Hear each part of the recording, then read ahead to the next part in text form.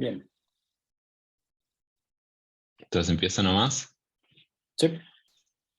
Bueno, gracias a todos los interesados. Sobre lo que voy a hablar hoy es un trabajo en conjunto que terminamos a fines del año pasado con Vladimir Dotsenko, que fue mi director de doctorado, y con Sergei Shadrin, que es un colaborador, de Dotsenko y por lo tanto ahora, también mío. Si están un poco al tanto de la razón por qué a la gente les interesan, eh, por ejemplo, las álgebras de Batanin-Vilkovitsky o estas álgebras hiperconmutativas, y creo que de nuevo se me perdió la palabra cohomológicas. Teorías cohomológicas tendría que haber aparecido aquí. Las teorías cohomológicas de campos, que en inglés se llaman COFTs en general. Entonces quizás, ya tienen una suerte de motivación para lo que voy a decir. Si no, voy a empezar a contarles por qué a la gente le interesa las teorías de campos cohomológicas y las álgebras de Batanin-Vilkovitsky y cosas de ese estilo, que un poco vienen de la física matemática. Entonces empecemos con la primera sección, que les puse el índice acá si no lo escribo de nuevo. Entonces les voy a contar una versión conmutativa de la historia que les voy a contar ahora, y lo que les voy a contar en realidad es la versión no conmutativa. Entonces primero déjenme contarles qué es una álgebra de Batanin-Vilkovitsky. Esto es simplemente un álgebra, o sea, un espacio vectorial, junto con una multiplicación, que es asociativa y conmutativa. Este álgebra en general puede no ser diferencial graduada, pero en este contexto nos interesa que sea diferencial graduada. Y va a tener un operador que se suele escribir delta, que es el operador de Batanin-Vilkovitsky. Estos bichos van a tener grados cohomológicos, 0, porque esto es un producto de común. Esto es un diferencial de grado positivo y esto es un diferencial, en realidad es un operador de cuadrado 0. Entonces, ¿cuáles son las relaciones que definen a un álgebra de este estilo? Es decir, Pedro, perdona, antes que me pierda. No, la multiplicación que dijiste que es conmutativa, ahora que son graduadas las cosas, ¿es conmutativa con signo o sigue no, siendo es como... de grado 0. Fíjate que es de... Bueno, sí, el álgebra, si es No, diferencial no importa. graduada, conmutativo siempre va a llevar un signo. Siempre cualquier cosa o sea, todo lo que yo hago siempre tiene signos de COSUL. Todo, todo, todo, todo. Literalmente es parte del formalismo en el que yo trabajo, que todo tiene signo de COSUL. ¿Está bien? O sea, como vos decís, en ese caso va a ser graduado o conmutativo. ¿Está bien? Pasa que esto es de grado 0, entonces... No, pero que la multiplicación sea de grado 0, no importa, porque vos tenés cosas de 2 grados distintos. Sí, sí, sí, tenés razón. O sea, pero bueno, todo va a tener signos de COSUL. Sí, si esa es tu pregunta, la respuesta es que sí. Entonces, Sí, como gracias. dije, este bicho de aquí es asociativo y conmutativo. Esto es simplemente un diferencial que tiene cuadrado 0 y se lleva bien con el producto. O sea, no vale que esto es un diferencial en el sentido de Leibniz, en el sentido opuesto de Leibniz. Y esto de acá es un poco más complicado, tiene cuadrado 0, ¿está bien? Tiene cuadrado 0. Sin embargo, no es un operador diferencial en el sentido de Leibniz, sino que cumple una ecuación un poco más particular que se suele escribir así. O sea, en el caso de esto, la ecuación de Leibniz dice que delta de xy se separa, ¿no? En la forma usual.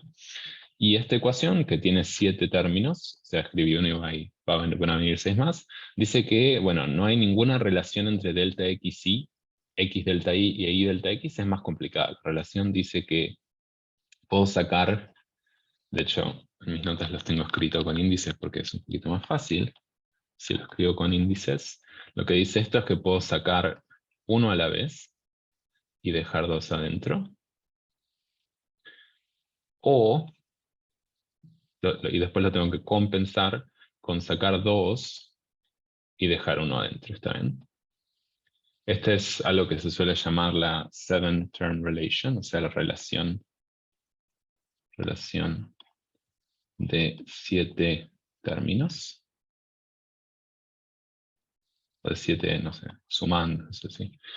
Que, o también se suele llamar esta es la ecuación de orden 2. O sea, un operador diferencial de orden 1 es lo que nosotros conocemos como una derivación, y un operador diferencial de orden 2 es un operador que cumple esto, pero que no es de orden 1. ¿Está bien?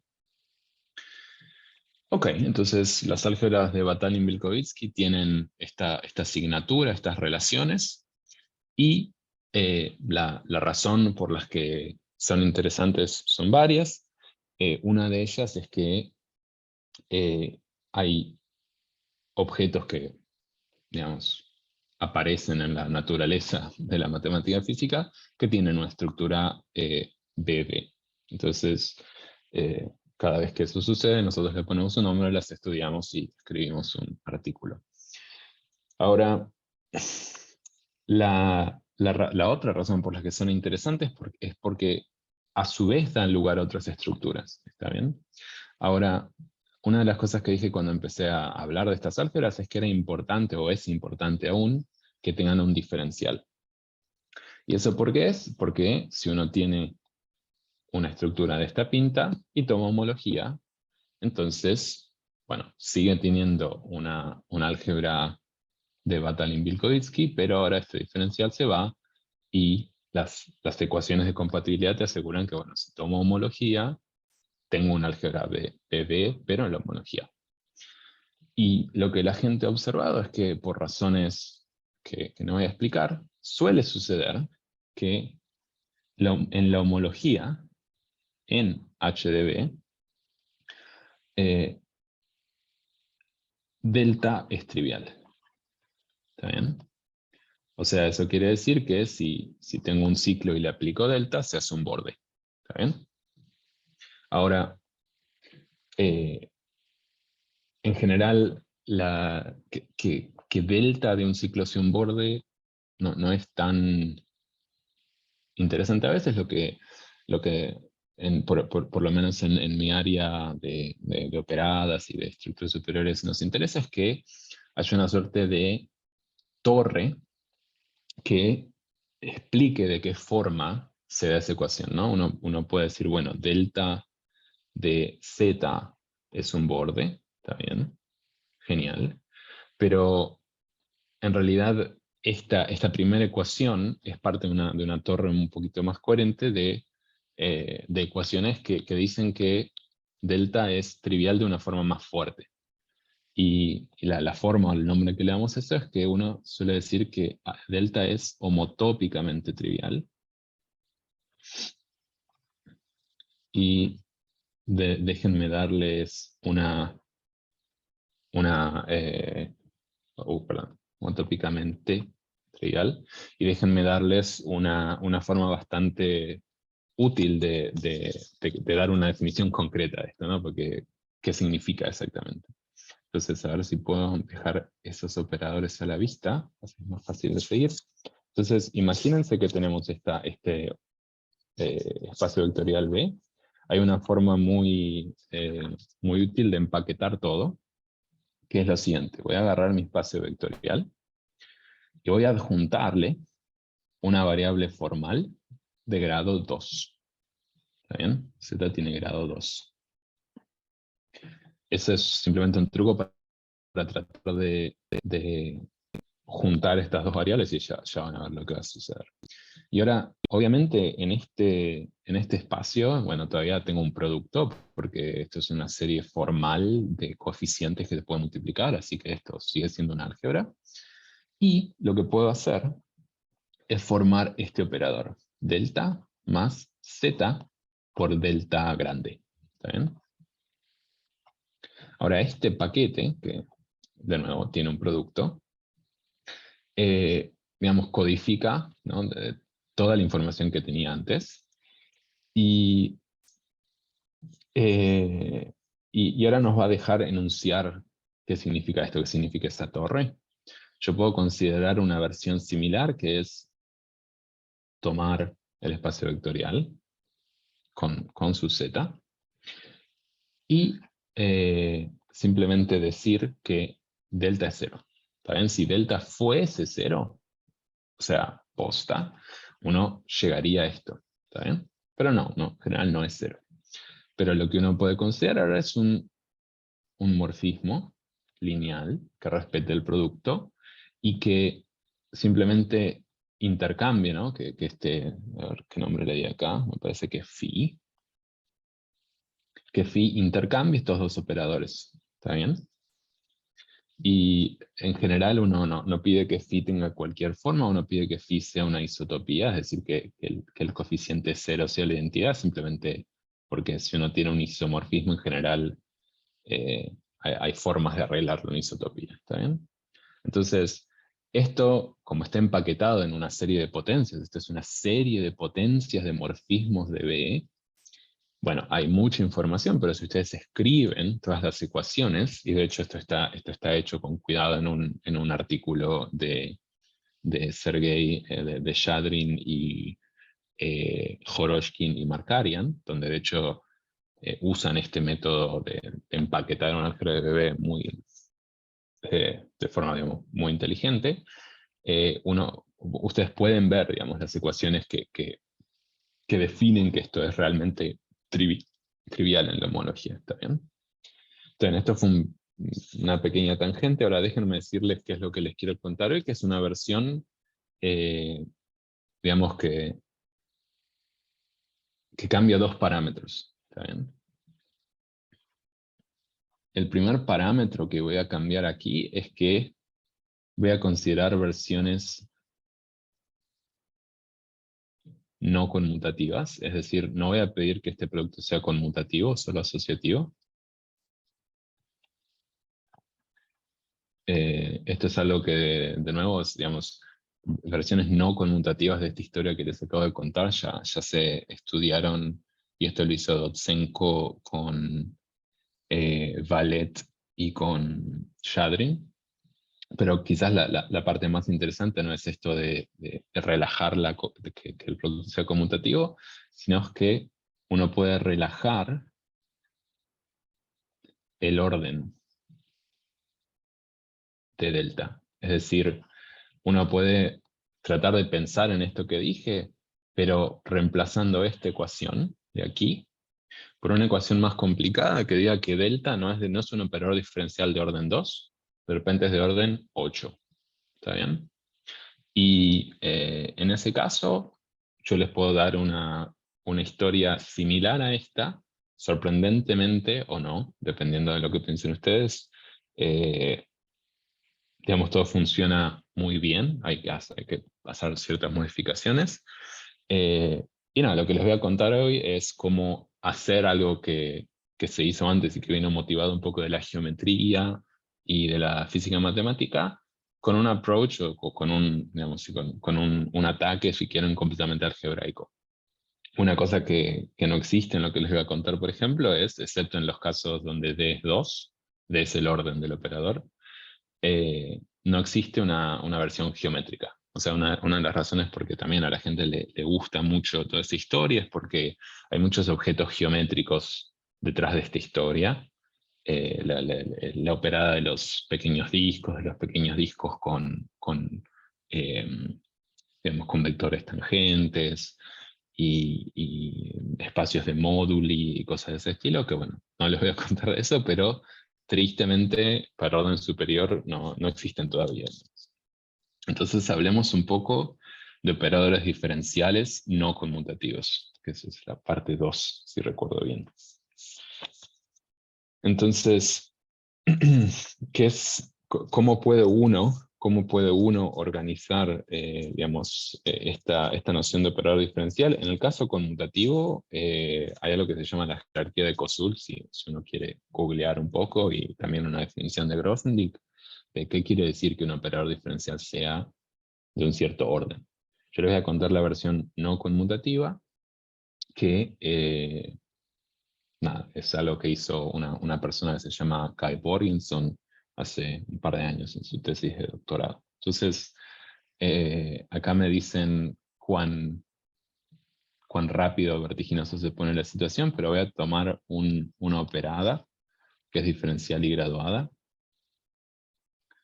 Voy a escribir operad, porque todavía no me acostumbré a decir operada, así que voy a decir operad nada más. Y para ponerme, si quieren, en la situación anterior, voy a asumir que las álgebras que este operad controla vienen equipadas con un delta que tiene un argumento y tiene grado -1, y vienen equipadas con un producto que es asociativo y tiene 2 argumentos y tiene grado 0. ¿Está bien?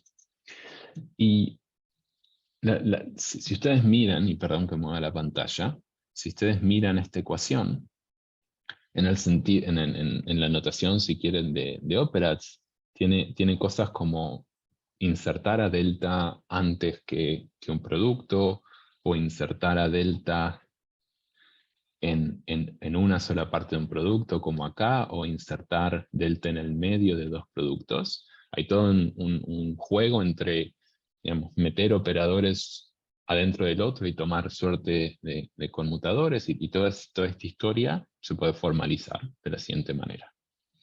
Entonces, si yo tengo un operad y simplemente algunas operaciones, puedo definir una suerte de composición de Gerstenhaber, si quieren. O sea, esto se suele llamar circle product, porque imita lo que hizo Gerstenhaber, pero si saben la historia de Gerstenhaber, más o menos esta ecuación les va a hacer sentido. Perdón, esta ecuación les va... Sí, supongo que va a resonar bien con ustedes, ¿no? Entonces, lo que esto quiere decir es, tengo una operación con una cierta cantidad de inputs, y lo que voy a hacer es dar a otra operación, es insertarla en A de todas las posibles formas y sumarlos. Esto seguro lo habrán visto, no sé, cuando miraron el complejo de Hochschild de una álgebra asociativa. Pero esto lo estoy contando en el caso de una operada. Y algo que probó Gerstenhaber hace mucho es que esto, de hecho, define una álgebra de Lie. Si yo tomo la antisimetrización de esto, de nuevo con un signo de Kosul, que no escribo, entonces esto le da a P, se convierte en una álgebra de Lie. ¿Sí? Bueno, no a P, pero a la suma directa de sus componentes. Pedro, perdón, estoy Sí, molesto con los signos, o sea, molestando yo. No, que cuando vos decís grado de Kosul, signo de Kosul. ¿tiene que ver con la aridad de alfa y beta o es otra cosa No, con el grado además? homológico nada más. Si A y B tienen grado homológico 0, esta ecuación está bien, y si no, le pones un -1 a la A por B. Claro, pero por eso el grado homológico es una cosa diferente de la número de patitas. Sí, sí, el número de patitas es algo que no es homológico, no tiene signos. Es nada más el número de patitas, sí. No, O por está lo bueno, menos pues en son dos nuestro números. caso, sí, sí. Está, Eh, gracias. sí, igual, yo voy a hacer las cosas en general de modo que muchos signos no van a aparecer, pero bueno, nos fijamos en cualquier caso. Pero la cuestión es que entonces estas 2 operaciones, esta es una operación de pre-Lie, esta es una operación de Lie, le dan a P una estructura de álgebra de Lie, y tiene sentido tomar la acción adjunta. Si vos me das una operación, que en este caso quizás va a ser mu, ¿está bien? Eso no se ve muy bien, ¿no? Mejor probemos magenta. Si elijo a mu va a ser mi operación favorita en este caso, tiene sentido tomar la acción adjunta de mu en P. Y de hecho, como yo en general voy a trabajar en característica 0, tiene sentido integrarla. Es decir, una cosa que viene de acá es que mu puede actuar infinitesimalmente sobre, por ejemplo, delta, haciendo la exponencial, iterando, digamos, ad nauseam, la acción adjunta de mu sobre delta. ¿Está bien? Esto es un elemento que vive o sea, es una sucesión de elementos de P con un índice formal que nada más se acuerda del número de iteraciones, pero fíjense que como delta tiene grado -1 y bueno, h va a tener grado 0, es una variable nada más, esto va a seguir teniendo grado -1. Esto es una serie de potencias, de operaciones, que todas tienen grado -1. Empezaron con grado -1 en delta y siguieron teniendo grado -1. ¿Está bien? Y esto es, si uno quiere googlear, esto se suele llamar la cage action, y está relacionado con deformaciones y cosas de ese estilo. De nuevo, está relacionado con el producto de Gastenaver en un caso muy particular, en un caso general es esto, pero es una acción infinitesimal que viene de un álgebra de Lie, es una gauge action. Y una cosa que cumple, siendo una acción integrada, o si quieren un hecho que se puede calcular, es que se lleva bien con el corchete de Lie. Si yo tomo a delta y tomo el corchete consigo mismo, en este caso como delta es de grado -1, esto se hace un más, entonces simplemente esto es la suma de delta cuadrados. Esto conmuta con actuar y luego tomar el corchete. Y fíjense que esto es algo muy simple, simplemente delta cuadrado. ¿Está bien? Bueno, 2 veces delta cuadrado. Sí. Y esto es algo raro, es una gauge action y me da una serie de potencias. Sin embargo, esto ya es una serie de potencias y digamos, este corchete es bastante complicado. De hecho, involucra composiciones mezcladas entre todos los términos que aparecen en esta serie de potencias. ¿Está bien? Ahora, ¿por qué esto es importante? Porque nosotros, no sé si se acuerdan, habíamos empezado con la idea de que, bueno, un operador de Batali-Minkowski tiene cuadrado 0, y por lo tanto, asumir que mi operador tenga cuadrado 0 es lo mismo que asumir que este corchete sea 0. ¿Está bien? Y de nuevo, esto es muchísimo más complicado que tener un operador con un solo input que tenga cuadrado 0. Esto es una serie infinita de ecuaciones complicadas que codifican ciertas relaciones entre iterar la acción adjunta de mu sobre delta. ¿Está bien? Y este pequeño hecho, que es importante, dice que toda la complejidad de esas ecuaciones, de hecho, se deduce de esta ecuación. ¿Está bien? De esta ecuación de aquí. Ok, no es muy claro ese highlighter. Ok.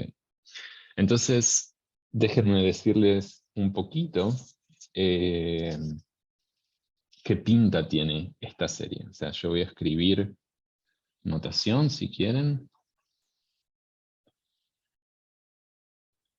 Notación, esta serie de potencias, llamémosla beta de z, perdón, no de z, de h, va a ser la suma de ciertos operadores por, déjenme ver cómo los escribí, creo que, bien, lo escribí así. ¿Está bien? Entonces fíjense, creo que sí está bien. Probablemente así está bien. Entonces fíjense que estos operadores, ¿sí? Empiezan, bueno, si n es 0, b1 es delta. ¿Sí? No hay mucha sorpresa ahí. b2 es el conmutador de delta con mu. ¿Está bien? Y si lo miran eso con un poquito de cuidado, va a tener esta pinta. Lo voy a escribir así para que se vea lo que estoy haciendo. Y eso, si no les recuerda a la ecuación de Leibniz, bueno, me preocuparía. Esa es la ecuación de Leibniz, ¿no? Dice que si le aplico delta a un producto, entonces salen los dos deltas. B3 es más complicado, no voy a escribir toda la ecuación. ¿Sí? No es tan complicado, de hecho. De hecho, bueno, sí lo puedo escribir.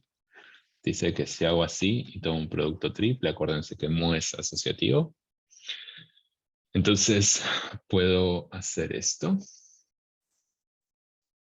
o puedo hacer esto, o puedo hacer esto. Eso sí, si no estoy equivocado, eso es B3. ¿Está bien?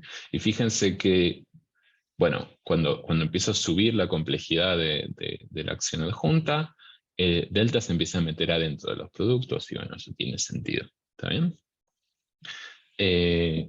Si ustedes hacen una suerte de cuenta similar a esta, pero en el formalismo conmutativo, este B3 debería tener 7 términos en vez de 4 y les daría la ecuación o los 7 términos que escribí arriba. ¿Está bien? Esta es la versión no conmutativa de la ecuación de 7 términos.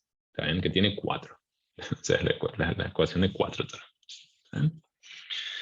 Entonces, Perdón, medio que, por qué tiene 4 y no 7? O porque como no podés la- la- enganchar el delta en las otras patitas, no sé, no estoy pudiendo explicar un poco, pero no, como que porque fíjate que en la otra versión tenés más libertad porque podés mover las variables. O sea, hago eso, si te fijas. Acá no, yo está, estoy ya sé. permutando las variables usando que tengo simetrías, pero en el caso no conmutativo el producto es completamente rígido, no vale intercambiar 1 y 2. ¿No? No, Entonces, yo te por eso iba a no escribí preguntar si números. tenías, claro, si tenías, si en el caso no conmutativo las podías poner No, afuera, sí. ¿no? Porque, No, no, a no ver, podés. la de arriba, ¿no? Porque en algún momento juntás X1 con X3, ¿no? Eso es lo que no. Y, o sea, la forma de pensarlo quizás, o sea, no creo que pueda darte una explicación mejor que, digamos, que el formalismo, si querés, de operador diferenciales se codifica tomando acciones adjuntas. Y la forma en que la acción adjunta funciona en el caso no conmutativo es menos rica que en el caso conmutativo y tiene menos simetrías y tiene menos términos, por lo tanto. Pero esta es la definición correcta. O sea, vos podés intentar, si querés, escribir otra ecuación y no van a funcionar las cosas. O sea, algo se va a romper. Es como que, sí, no va a haber otra forma, digamos, No, de no, que te obvio, obvio. cierre la ecuación. O sea, lo que estoy haciendo formalmente es que arriba estaba trabajando con el operad de álgebras conmutativas y lo reemplacé con el asociativo, que es más pobre, ¿no? En algún sentido, tiene menos. Y de hecho con el ópera asociativo y no simétrico. O sea, esto es simétrico y este no tiene simetrías. Perdón, al revés. Este tiene simetrías y este no tiene simetrías. ¿Está bien? Estoy considerando operaciones donde no puedo mover los argumentos. Entonces es un poquito más aburrido en algún sentido. Eh, pero bueno, entonces uno consigue estos operadores y la definición formal es que delta es de orden a lo sumo de con respecto a mu, si solamente si b de d más 1 es 0. ¿Está bien? O sea, si la acción adjunta de mu sobre delta es nilpotente de orden d más 1, ese es el momento en el que yo digo, bueno, esta acción, este delta es un operador de orden diferencial de orden a lo sumo de. ¿Está bien? Hay otras formas, a ver, esta es la definición, es la forma más barata de generar esta jerarquía de betas. Hay otras formas, pero que no usan la exponencial, que pueden usar otra cosa. Puedes agarrar otra serie de potencias y enchufarle menos h con la adjunta y te va a dar una jerarquía nueva, pero no es la que es correcta acá.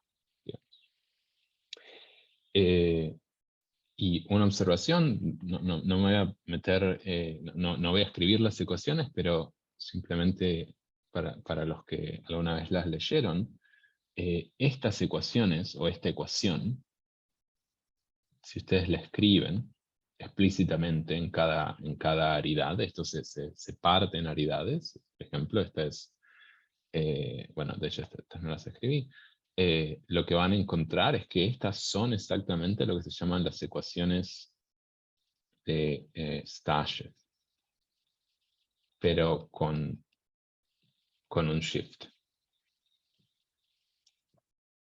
O sea, hay una versión con signos de las ecuaciones de Stashev, y la versión sin signos es esta. ¿Está bien? Por ejemplo, dicen que beta 2 es anti-asociativo, es medio raro. Dicen que beta 2 cumple esta ecuación, por ejemplo, y que beta 3 y beta 2 están, bueno, de hecho tengo un beta 1, así que no es asociativo, de hecho es más difícil. Una ecuación de esta pinta, esto es beta 1, y son todas relaciones entre los betas mismos, ¿no?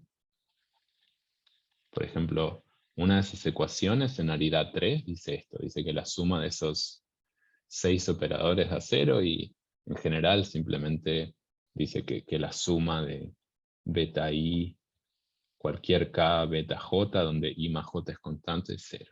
Esas son las ecuaciones de Stashev. Ahora, con todo este formalismo algebraico, uno define que es un operador diferencial no conmutativo de un cierto orden respecto a un producto fijo. Y siempre que uno puede definir cosas usando operads, uno puede definir un operad. Es decir, uno puede definir, y este va a ser uno de los operads importantes en esta charla, es que el operad asociativo delta, este es medio aburrido, simplemente es el operad que gobierna cualquier álgebra que tenga un producto asociativo de grado 0, y un diferencial, un elemento de cuadrado 0. Perdón, una acción, si quieren, un delta de grado 0. O sea, esto es algo bastante aburrido. Es simplemente decir, tengo una álgebra asociativa y encontré un endomorfismo nilpotente de grado 2. Pero, para entrar en el contexto de lo que nos interesa, ahora puedo simplemente pedir que se cumpla esa condición de nilpotencia más difícil, que es que b de delta más 1 es 0. ¿Está bien? Entonces, este operad es medio aburrido y no dice muchas cosas, pero este de acá es el operad cuyas álgebras son las álgebras asociativas con un operador diferencial de orden a lo sumo con respecto a mu. ¿Está bien? Y lo que quiero hacer ahora es pensar a esto como una generalización de las álgebras no conmutativas de Batalin-Minkowski, que no definí, pero ahí les doy la definición. O sea, si B es igual a 2, entonces eso les da la definición de lo que es una álgebra de Batalin-Minkowski. ¿Está bien?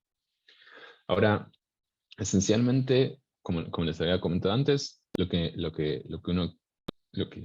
uno quiere hacer es estudiar álgebras sobre este operad con delta homotópicamente trivial. Lo voy a escribir así para ser un poco vago. ¿Está bien? Y la pregunta que uno se hace en este contexto es, si yo tengo una álgebra asociativa diferencial graduada que tiene esta estructura y sé que existe esa isotopía, o sea que me da una prueba de que delta es homotópicamente trivial, ¿sale una estructura interesante de eso? Pues algo que todavía no introduje es las estructuras de campos cosmológicas, las cosmological field theory, las teorías de campos cosmológicas. Y, digamos, lo que va a suceder acá es que para cada vez que alguien encuentre un álgebra sobre este operad cuyo delta es trivial, uno en la homología va a poder ponerle una estructura que se parece a una cosmological field theory, pero que involucre este parámetro D. ¿Bien? O sea, entonces déjenme contarles un poco sobre eso, sobre qué es esta estructura, bueno, un poco más complicada, que debería surgir y surge de estos operands. ¿Está bien? Déjenme simplemente, perdón, Ok, sí, está bien. Entonces estamos para 3. Perfecto. Entonces 3 tiene un título un poco misterioso que ya se los voy a explicar. Pero déjenme entonces contarles o darles un paralelo. Entonces, en el caso de bebé, lo que les había dicho es que de acá sale una estructura interesante en el caso que delta es homotópicamente trivial, pero que no definí. Convenientemente no lo hice porque ahora van a ver por qué. Entonces, perdón. Entonces, ¿qué sale de esa estructura? ¿Está bien? Entonces, imagínense que uno tiene esta situación donde delta es homotópicamente trivial. Entonces, en H de B, uno puede construir ciertos operadores, cierta sucesión, llamémosla MK, donde K es mayor o igual a 2. ¿Está bien? Esta es una sucesión de operadores de estaridad, es decir, M2 es el producto y después uno tiene que tomar 3 elementos de HB o 5 elementos de HB que cumplen una ecuación. ¿Está bien? Estos son simétricos, porque estamos en el caso conmutativo, y cumplen una cierta ecuación de asociatividad. ¿Está bien? Que medio que ahora cuando lo escriba quizás no parece que es asociatividad, pero voy a tratar de convencerlos de que sí. ¿Y qué dice esa ecuación? Es un poco relativamente complicada, pero dice lo siguiente. Dice que si yo elijo una cantidad de Ks, por ejemplo, K más 3, ¿está bien? Y ahora lo que voy a hacer es partir a K más 3, o sea, este es un conjunto de 1 hasta K más 3, en 2, en una unión disjunta de dos cosas. Y para cada vez que parto eso, voy a agarrar uno de estos de MK y lo voy a poner, por ejemplo, abajo. Y le voy a enchufar el otro M para I. ¿Está bien? Creo que escribí... Perdón, este 2 no es necesario. Estoy mezclando formas de escribir esta ecuación. Hay muchas formas de escribirla. Entonces voy a... No sé qué cantidad de inputs y outputs hay acá. En total hay K más 3, pero arriba y abajo hay, bueno, I, J. Y ahora voy a decir, bueno, elijamos dos elementos que van a estar en I. Estos son dos elementos que elijo, por ejemplo, el 1 y el 5, y un elemento que va a estar en J. Eso quiere decir que el I y el J aparecen por acá arriba, en el medio de todas las demás variables, y que el K aparece por acá abajo. ¿Está bien? Y esta suma de todas las formas de elegir un I y de elegir un J, de modo que I y J estén en I, estos están fijos, y que este K, que también está fijo, esté en J, toda esa suma, que a priori, dependiendo en K, puede ser grande, tiene que ser igual a una suma muy similar. Voy a simplemente cambiar los roles de dos elementos. Voy a pedir que J se quede en I, se acaba lo mismo, y que I y K ahora estén en J. Entonces el dibujo ahora es que J se quedó solo arriba, y I y K están abajo. ¿Está bien? Ahora, ¿por qué esto tiene una pinta de asociatividad? Quizás es más difícil verlo, pero déjenme darles dos ejemplos para que vean que, bueno, esta ecuación medio monstruosa no, se puede leer en casos bajos. ¿Está bien? Hay muchas formas de escribirla. Eh, esta a veces es relativamente memorable simplemente porque tiene este tipo de simetría de intercambiar o de mover un elemento. Entonces, por ejemplo, si K es igual a 0, Entonces medio que solo hay lugar para I, J y K. Y en ese caso, I, J, K tiene que ser igual a I, J, K. Bueno, de hecho, esto también tiene que ser igual, quizás lo debería haber escrito así también. Pero si ustedes escriben esta ecuación, en el caso que K es 0, lo que les va a decir es que simplemente el producto es asociativo, ¿está bien? Entonces, en el caso que K es igual a 0, como el caso más degenerado, sucede eso, ¿está bien? Ahora, si K es igual a 1, ¿está bien? Entonces pasa algo más interesante. Elijamos el 1, el 2 y el 3 como antes. Entonces, en la parte o sea, que esto sea 1, 2 y 3, ¿está bien? Quizás fue medio confuso como lo dije antes. Entonces voy a tratar de dibujar todas las formas de que 1 se quede abajo y 2 y 3 arriba, y las voy a igualar a las otras. Entonces, 1, 2, 3, 4. Ahí el 1 está abajo y el 2 y el 3 arriba. Y otra forma de hacerlo es así. ¿Está bien? Y de hecho esas son las dos únicas formas de que el 2 y el 3 se quedan arriba y el 1 abajo. Si lo piensan por un minuto. Y similarmente, si quiero que el 1 y el 2 se queden arriba, los tengo que poner juntos en un producto de dos cosas o en un producto de tres. Y medio que esa es la única forma que lo puedo hacer. ¿Está bien? Si el 3 se tiene que quedar abajo. Fíjense, y acá comentario para Javi, 4 y 3 acá están movidos.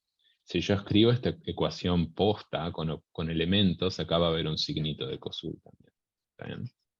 Que en el Opera no se ve, pero cuando uno hace cuentas lo tiene que poner. Y si tienen ganas, o sea, se puede poner, se puede ser un poco tedioso si lo hacen para K igual a 2. Y bueno, de nuevo, van a empezar con 2, 3, 4, 5, 1, 2, 3, 4, y después el 4 y el 5 lo van a poder cambiar y van a tener muchos más elementos. ¿Ven? Estas ecuaciones se hacen cada vez más complejas. Y y simplemente la afirmación es que cada vez que uno tiene un álgebra de Debye con esta condición de trivialidad en la homología, uno puede armar estos operadores de alguna forma. No les dije cómo. Hay diferentes formas de entender cómo se hace. ¿Está bien? Entonces lo que quiero hacer ahora es definir para ustedes, acuérdense que el título de esto era NCHC, es una versión de un operad no simétrico que va a encapsular todas las posibles operaciones que van a existir sobre álgebras, sobre estos operads, cuyo operador generalizado, si quieren, de Batalin-Mikulski, es trivial en la homología. ¿Está bien? O sea, es como si quieren, es un bookkeeping operad. O sea, no es más que eso. O sea, no se preocupen por el tamaño que tiene, después uno lo va a especializar. ¿Está bien? Entonces, continuemos. Ok, entonces, ¿qué es NCHC? Es un operad, entonces NCHC está generado por muchas operaciones que las voy a llamar mu, que van a tener aridad n, y van a tener grado homológico 2p, o sea, van a tener solo grados pares, donde p es mayor o igual a 0, es decir, por ejemplo, va a haber muchas operaciones de grado 0, y n es por lo menos 2. O sea, el operad va a tener operaciones de todas las aridades y todos los grados pares posibles. ¿Está bien? Y las relaciones las voy a definir de una manera, de nuevo, un poco indirecta, que quizás les va a recordar a lo que acabo de escribir. Las operaciones, las relaciones, uno las puede empaquetar, y de nuevo insisto que este bicho es algo con lo que uno hace una suerte de bookkeeping. Voy a sumar todos estos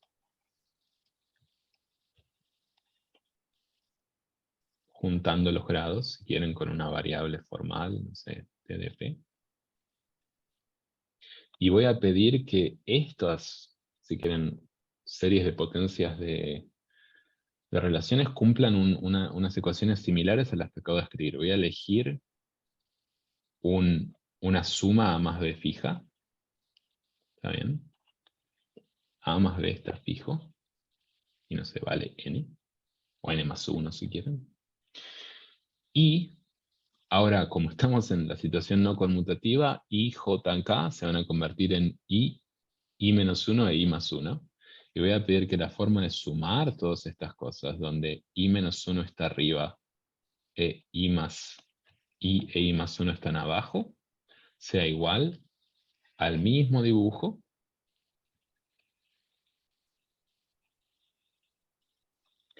pero donde I menos 1 está abajo, perdón,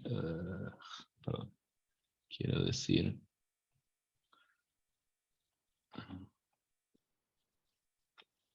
de hecho esto no cambia tanto, pero me gusta escribirlo más así. I menos 1 e I están arriba, I menos 1 está abajo, I más 1 está arriba. ¿Bien? En la versión conmutativa uno tenía un poquito más de libertad y, digamos, el IJK podía moverse. Ahora estos se mueven simplemente en un intervalo contiguo. ¿Está bien? En particular, no hay nada entre estos dos, no hay nada entre estos dos. Y acá puede haber más cosas, obviamente, pero esto inmediatamente baja acá. ¿Bien? De nuevo, es bastante monstruoso cuando uno lo escribe y cuando uno quiere sentarse y escribir las relaciones, tiene que hacer un poquito de trabajo, pero, por ejemplo, si uno lo hace para n más 1, que es el número de inputs igual a 4, uno encuentra cosas de este estilo, por ejemplo. 1, 2 arriba y 3 abajo, tiene que ser igual a 1 abajo y 2, 3 arriba, más 1 abajo y 2, 3, y bueno, y 4 arriba. Esto sería una configuración válida, donde ahora en cada vértice va a haber una suma infinita de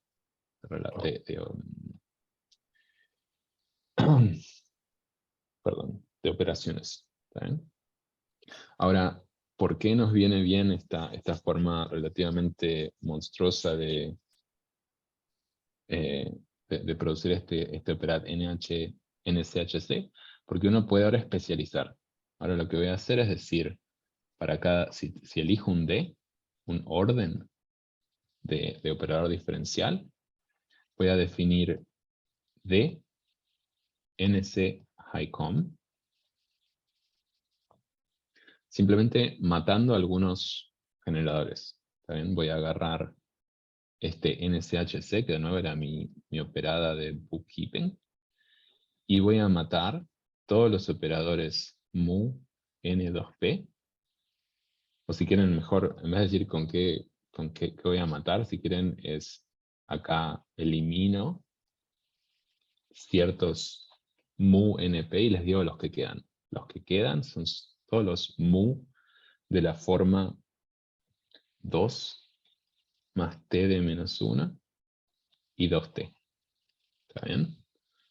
Acá voy a poner todos los que no tienen esta pinta. ¿Está bien? Todos los que no tienen esta pinta abajo y todos los que no tienen esta pinta arriba. ¿Se entiende eso? Espero que no sea tan brusco, pero me voy a quedar nada más con ciertos generadores y las relaciones se van a reorganizar porque, bueno, me faltan algunas cosas. O sea, las relaciones cambian, pero siguen siguiendo esta configuración combinatoria. ¿Está bien? Entonces, la respuesta, pues sí, la verdad es que quizás subestimé la cantidad de cuánto dura una hora, es que, si quieren el teorema principal, es que siempre que uno tiene V mu delta delta, una AS delta D álgebra, con delta homotópicamente trivial, existe sobre H de B una estructura de DNC high common algebra. ¿Está bien? Es decir, siempre que uno tiene esta situación generalizada de un operador siendo homotópicamente trivial, uno tiene un operad. Este operad, recuerden que es diferencial graduado, que actúa sobre la homología y que es más rico que lo que uno tenía antes. Antes uno tenía algo aburrido, se perdió el operador delta, pero bueno, ganó todos estos otros operadores. ¿Está bien? Eso es una cosa. O sea, una forma de enunciar esto, si quieren, que es un poquito más ordenada, es que, digamos, usando el lenguaje que usamos en el artículo, es que si tomo este operad y mato, salvo homotopía a delta, obtengo algo que es equivalente a ese operad. Y otras cosas que probamos en ese artículo es que este operad es de Kosul. O sea, si miran esas ecuaciones que escribí, esas ecuaciones son cuadráticas, porque simplemente involucran dos operaciones en cada lado, ¿no? Entonces, dos operaciones y dos operaciones, así que este operado es cuadrático, pero es de Kosul, o sea, es muy bueno. Y calculamos el dual, o sea, uno puede calcular a mano las relaciones ortogonales, o sea, de nuevo, esto quizás les dice que no es tan difícil mirar las relaciones, y esto lo calculamos, o sea, explícitamente.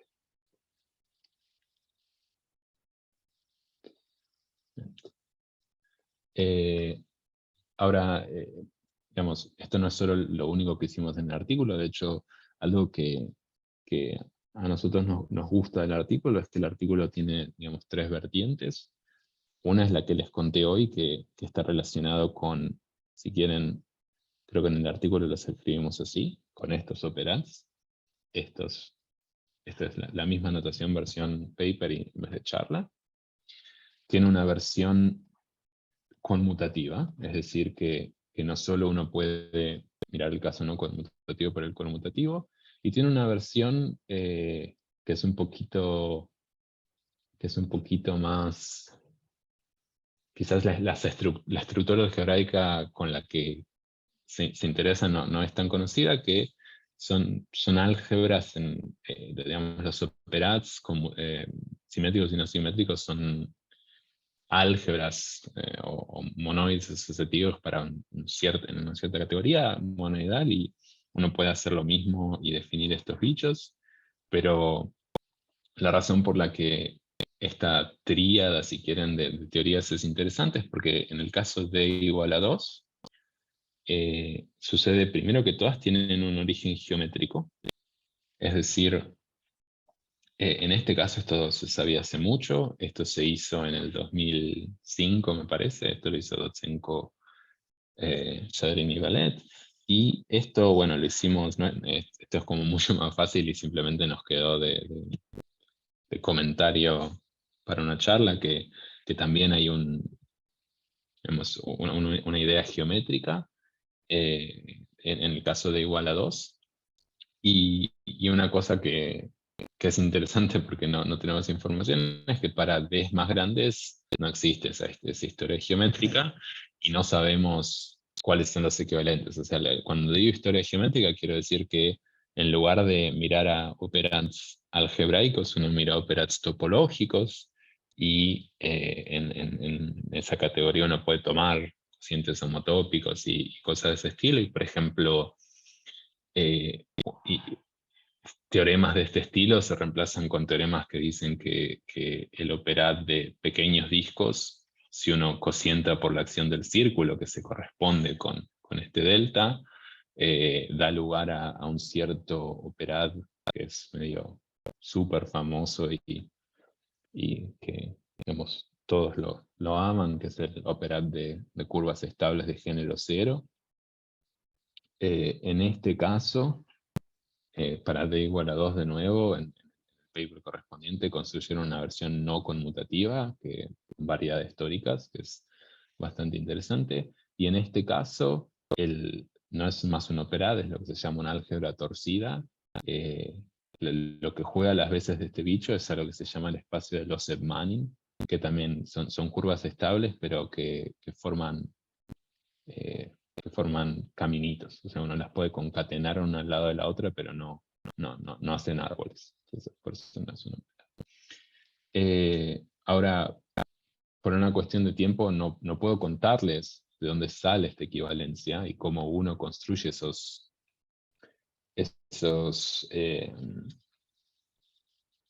operadores. O sea, esencialmente para yo probarles este teorema, lo que debería hacer debería tomar esta data y de alguna manera construir esos operadores mu de 2 más d menos 1 por t por 2t y probar que cumplen esas ecuaciones, ¿no? O sea, debería ser mucho trabajo.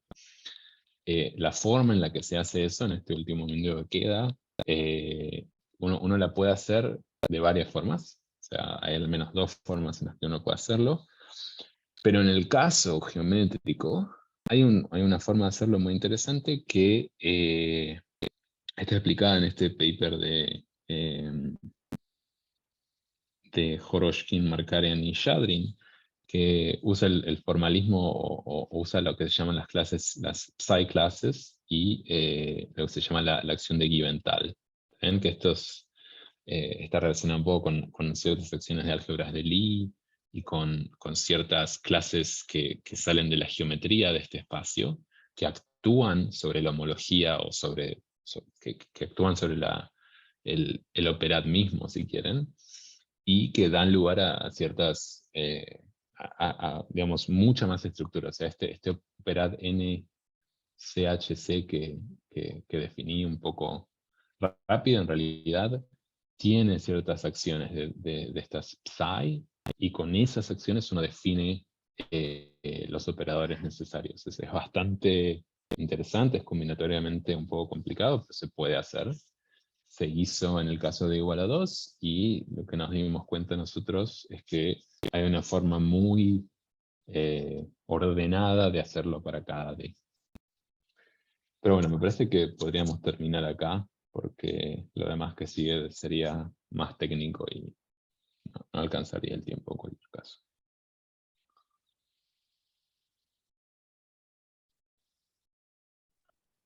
Buenísimo. Gracias, Pedro. Sí, sí, no digo, puede enunciar los teoremas que tenía que enunciar. Me parece que lo demás sería ir a meterse en los detalles de la demostración, y me parece que no conviene a esta altura. No sé si podríamos 5 minutos de preguntas, si no cortamos acá, como quieran ustedes. Sí, estoy traduciendo del inglés. O sea, la pregunta es que qué me refiero a pequeños discos. O sea, el nombre en inglés es Little Discs. Es esto que escribí aquí. O sea, si querés googlearlo, googlear Little Discs Operad en dimensión 2. Es un operad topológico, y esencialmente una operación de aridad n consiste en elegir n discos disjuntos en el disco unidad.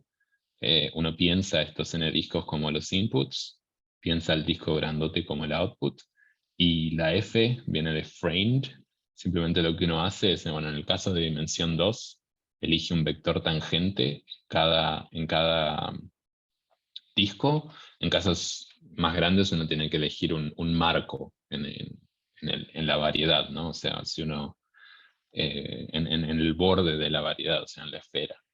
Y la forma en que uno los compone es, bueno, si esto se insertase en un disco más grande, lo que hago es meto literalmente ese disco aquí y borro el borde, y uso, si esto tuviese un marco, uso ese marco para girar los discos también. O sea, es un operad topológico muy, muy, muy famoso, porque se usó, digamos, aparecen muchos teoremas que a la gente que hace topología algebraica todavía le gustan y son teoremas que se probaron hace, no sé, 50 años, me parece.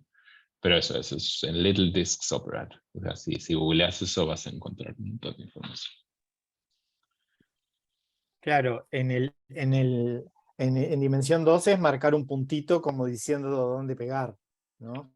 Pero en Eh, dimensión más grande necesitas algo que te ubique mejor. no, bueno, lo que decía es que en dimensión 2, si yo defino este vector, el ortogonal se define automáticamente.